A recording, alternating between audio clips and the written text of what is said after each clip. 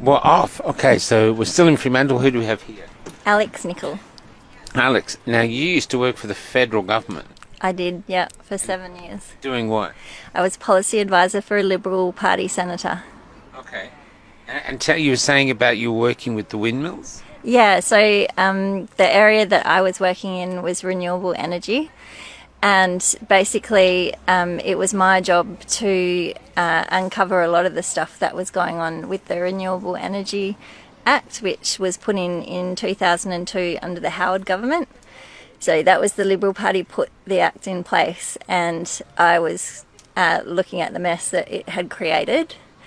And what a lot of people don't understand is that the Renewable Energy Act creates a subsidy environment where if you build wind turbines, you're paid between $600,000 and $900,000 per turbine per year as a subsidy alone. Well, if it's on your property. No. So what happens is the wind company comes in and leases, they pay a lease to the farmer to build the wind turbines, and that in effect makes sure that the farmer is still liable for the turbine. Okay. And they pay a lease of $12,000 a year, usually, and the company gets paid between $600,000 and $900,000 per turbine per year. So they pay $12,000 to the farmer, but they get $600,000 Exactly. per turbine. Yeah. Which is a big incentive to put in turbines. Yeah, and the landowner takes the liability for the turbine. So he gets $12,000 a year, but if anything happens to it, he's got to fix it, or she's got to fix it. Yeah, when they catch on fire, they're responsible for their neighbours' properties going up in smoke. That kind of thing. Wow. Yeah. Wow. And effectively that money, the subsidy that's getting paid to the wind farms, is reaming $40 billion a year out of the Australian economy. And it's paid by everyone, every pensioner, householder, schools, hospitals, everyone. It's not just out of your tax, it comes out of your power bill.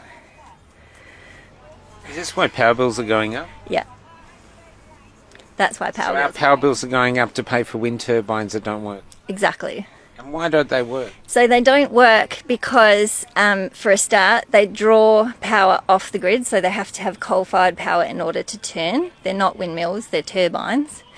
And essentially... Sorry, what do you mean? The power to turn. So when we see them turning, that's not the wind, that's the power generator turning.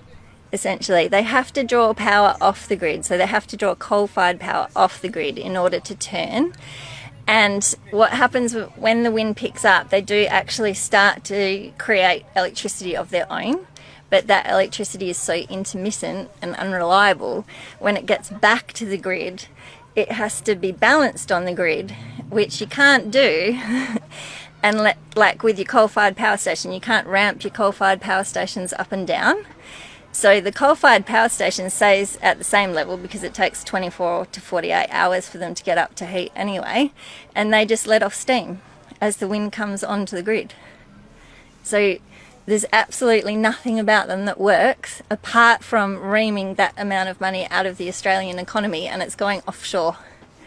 That money's going offshore.